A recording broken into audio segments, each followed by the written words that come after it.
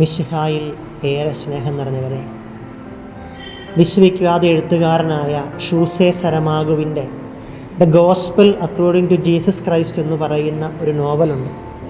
ഈശോയുടെ ജീവിതത്തെ ആസ്പദമാക്കി രചിക്കപ്പെട്ട ഒരു നോവലാണ്. അതിൽ ഈശോയുടെ ബാല്യകാലത്തിലെ ഒരു സംഭവം കഥാകൃത്ത് വിവരിക്കുന്ന ഇപ്രകാരമാണ്. യൗസേ പിതാവിൻ്റെ മരണശേഷം ഈശോയ്ക്ക് ജെറുസലേം ദേവാലയത്തിൽ പോയിട്ട് ബലിയർപ്പിക്കണം. പക്ഷേ സാമ്പത്തികവും തീരെ കുറവാണ്, കഠിന ദാരിദ്ര്യമാണ് ഈശോയുടെ ഭവനത്തിൽ. അതുകൊണ്ട് തന്നെ ഒരു കുഞ്ഞാടിനെ വാങ്ങുവാനോ ബലിയർപ്പിക്കുവാനുമുള്ള തുകയൊന്നും അവർക്ക് ലഭ്യമല്ല. പക്ഷേ ഈശോയുടെ ഒരു ആഗ്രഹത്തെ മുന്നിൽ കണ്ടുകൊണ്ട് പരിശുദ്ധ അമ്മയും ഈശോയും കൂടെ അവരുടെ വീട് മുഴുവൻ അടിച്ചു വാരുകയാണ്. അങ്ങനെ അടിച്ചു വാരുന്നതിനിടയിൽ അവർക്ക് 2 നാണയങ്ങൾ കിട്ടി. 2 ദ്രാക്മ നാണയങ്ങൾ അവർക്ക് ലഭിക്കുകയാണ്. ഇത് വെച്ച് ദേവാലയത്തിൽ പോയാൽ ഒന്നും കിട്ടുകയില്ല എന്ന് പരിശുദ്ധ അമ്മയ്ക്ക് അറിയാം. പക്ഷേ ഈശോയുടെ ഒരു ആഗ്രഹത്തെ മുന്നിൽ കണ്ടുകൊണ്ട് പരിശുദ്ധ അമ്മ ഈശോയെ അയക്കുകയാണ്. ഈശോ ഈ 2 നാണയവുമായിട്ട് ആടിനെ വിൽക്കുന്ന കച്ചവടക്കാരൻ്റെ അടുത്ത് ചെല്ലുന്നു.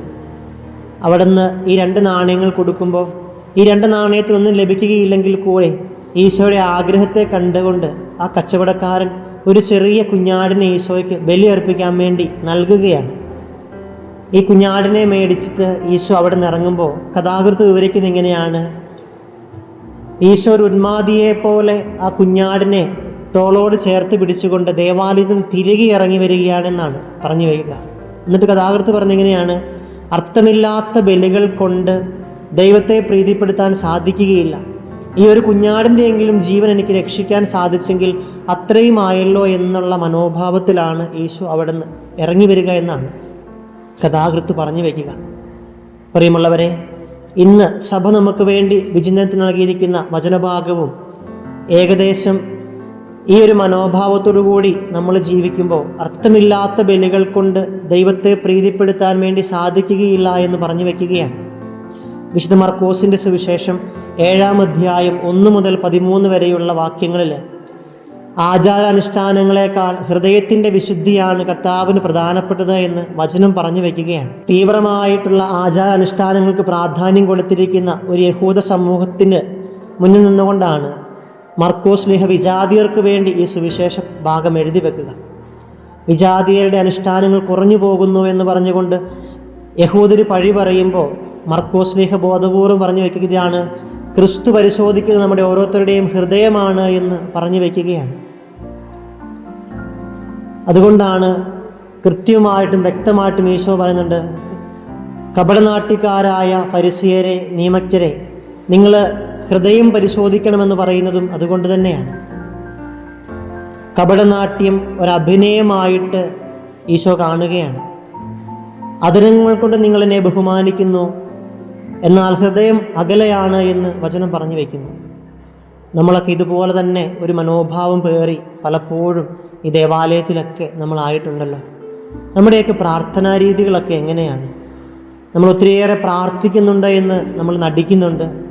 ഞാൻ ദേവാലയത്തിൽ എല്ലാ ദിവസവും പോകുന്നുണ്ട്, എല്ലാ ദിവസവും ജപമാലകൾ ഒത്തിരിയേറെ അനുഷ്ഠിക്കുന്നുണ്ട്, നൊവേന പ്രാർത്ഥനകൾ, മറ്റ് ഭക്താഭ്യാസങ്ങളൊക്കെ നമ്മൾ ചെയ്യുന്നുണ്ട് എന്ന് നമ്മൾ ഒരുപക്ഷെ ഇതുപോലെ പറയുന്നുണ്ടാകാം. അനുഷ്ഠാനങ്ങളെക്കാൾ ഉപരിയായിട്ട് ഈശോ ചോദിക്കുന്ന ഇതാണ്: നിന്റെ ഹൃദയം എപ്രകാരമാണ് എന്നുള്ളതാണ്.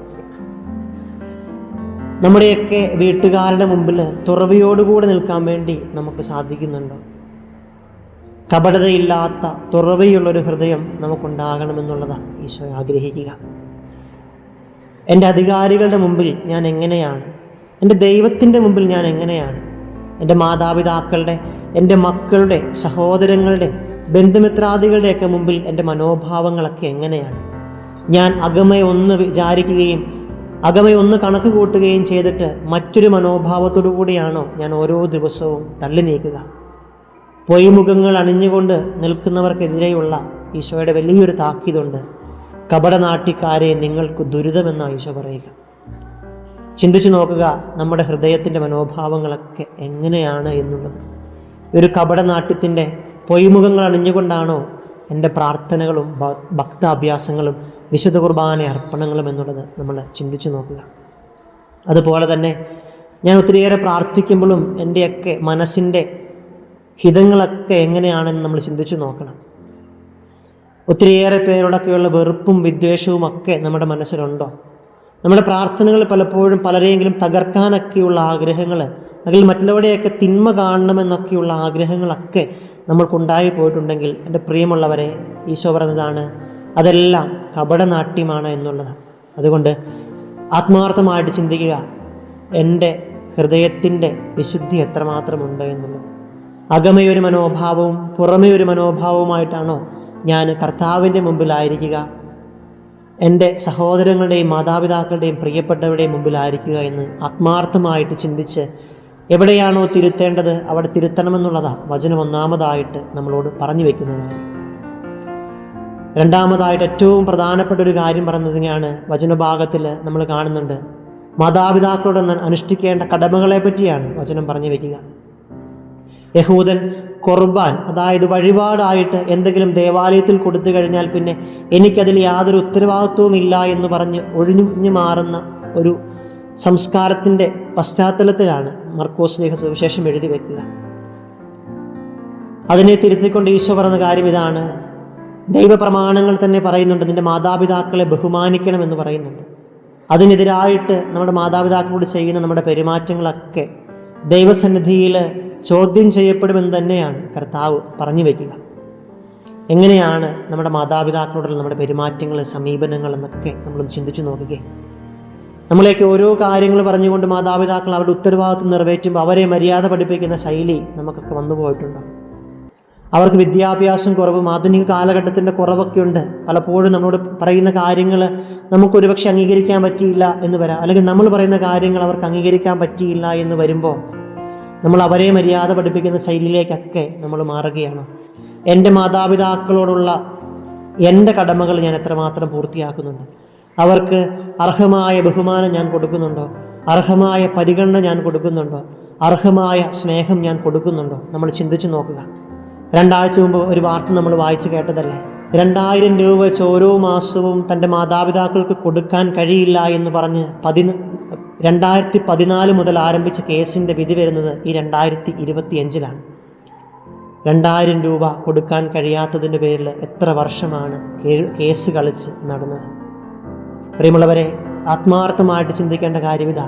എൻ്റെ മാതാപിതാക്കളോടുള്ള എൻ്റെ ഉത്തരവാദിത്വ നിർവഹണത്തിൽ എവിടെയെങ്കിലും ഞാൻ വീഴ്ചകൾ വരുത്തുന്നുണ്ടോ എന്ന് ആത്മാർത്ഥമായിട്ട് ചിന്തിക്കുക.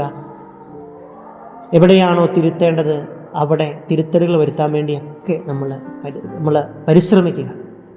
അതാണ് ഈ കൈത്താക്കാലത്തിൻ്റെ ഏറ്റവും വലിയ ചൈതന്യമെന്ന് പറയുക.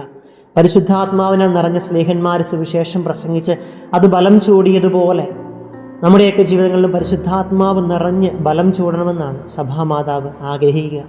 അതുകൊണ്ട് തന്നെ പ്രിയമുള്ളവരെ, നമുക്ക് ആത്മാർത്ഥമായിട്ട് തമ്പുരാൻ്റെ മുമ്പിൽ ധ്യാനിക്കുമ്പോൾ ഈ 2 കാര്യങ്ങൾ നമ്മുടെ മനസ്സിൽ നമുക്ക് ചിന്തിച്ച് നോക്കാം. എൻ്റെ ഹൃദയത്തിൻ്റെ വിശുദ്ധി എത്രമാത്രമുണ്ട് എന്നുള്ളത്. കപടതയുടെ പൊയ്മുഖങ്ങളായി തീരാതെ തുറവിയോടുകൂടെ നമുക്കായിരിക്കാൻ വേണ്ടി ആ ഒരു കൃപ തമ്പുരാനിൽ ചോദിച്ചു വാങ്ങാൻ വേണ്ടിയൊക്കെ നമുക്ക് പരിശ്രമിക്കാം. ഒപ്പം നമ്മുടെയൊക്കെ മാതാപിതാക്കളെ ആത്മാർത്ഥമായിട്ട് സ്നേഹിക്കുവാനും അവരോടുള്ള കർത്തവ്യങ്ങളൊക്കെ കൃത്യമായിട്ട് നിർവഹിച്ച് ദൈവം പറഞ്ഞിരിക്കുന്നതിൻ്റെ മാതാപിതാക്കളെ ബഹുമാനിക്കണമെന്നുള്ള ആ കർത്താവിൻ്റെ കൽപ്പനകൾക്ക് 100% പ്രത്യുത്തരം നൽകി വിശ്വസ്തയോടുകൂടി ജീവിക്കുവാനുമൊക്കെയുള്ള കൃപയ്ക്ക് വേണ്ടി നമുക്ക് പ്രാർത്ഥിക്കാം. ദൈവം നമ്മളെല്ലാവരെയും അനുഗ്രഹിക്കട്ടെ.